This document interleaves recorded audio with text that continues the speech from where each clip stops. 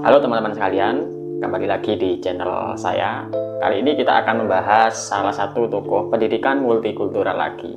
Yang kemarin kita sudah membahas beberapa tokoh seperti James Banks, Sonia Neto, dan kemudian Geneva Gay, yang dikenal dengan ciri khas pendekatan multikulturalnya masing-masing.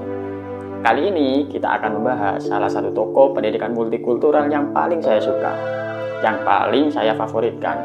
Bukan berarti tokoh-tokoh sebelumnya itu jelek teorinya, tidak, tapi teori dari tokoh tersebut atau tokoh ini menjadi pelengkap.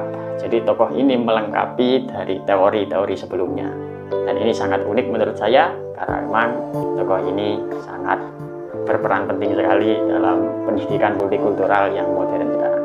Mari kita bahas.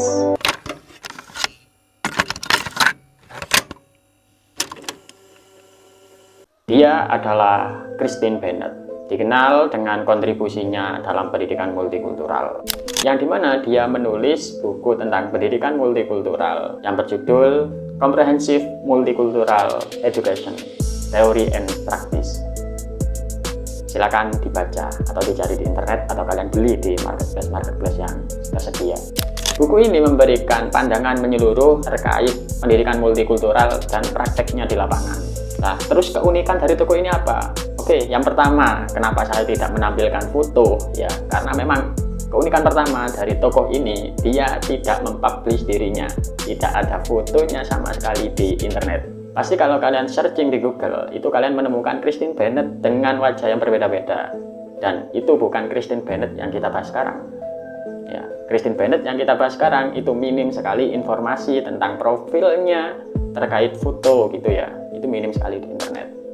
Nah, karyanya dalam pendidikan multikultural ini sudah diakui secara luas loh, dan digunakan sebagai referensi dalam bidang ini. Lah, terus keunikan kedua apa? Oke, santai dulu, kita akan bahas setelah ini.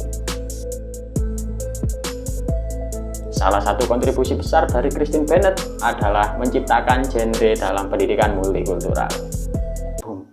Itu menurut saya sangat wow sih. Jadi di sini Christine Bennett membahas genre dari pendidikan multikultural agar apa? Agar bisa melakukan pendekatan secara tepat di wilayah-wilayah tertentu yang akan kita berikan pendidikan multikultural ini.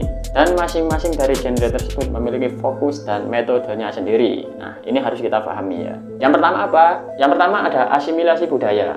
Nah, pendidikan yang berorientasi pada integrasi siswa dari berbagai latar belakang budaya ke dalam budaya dominan. Itu genre pertama. Kemudian genre kedua ada pluralisme budaya, yang dimana mengakui dan menghargai perbedaan budaya tanpa harus menghilangkan identitas asli siswa. Kemudian genre yang ketiga, pendidikan transformasional. Maksudnya apa? Maksudnya menggunakan pendidikan sebagai alat untuk mengubah masyarakat agar lebih adil dan inklusif.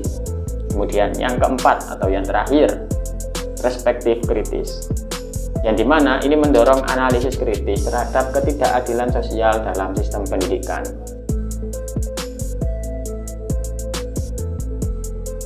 Dengan memahami berbagai genre ini, Christine Bennett mengharapkan agar supaya guru ini bisa menyesuaikan metode pengajarannya di kelas untuk siswanya yang kemungkinan ini memiliki latar belakang yang berbeda-beda di antara satu dengan yang lainnya.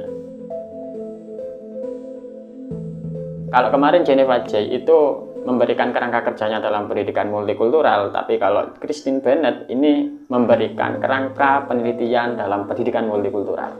Hal ini penting untuk memastikan bahwasanya kebijakan dan praktik di lapangan ini tidak berdasarkan asumsi saja, tetapi juga berdasarkan penelitian yang valid, berdasarkan data yang valid.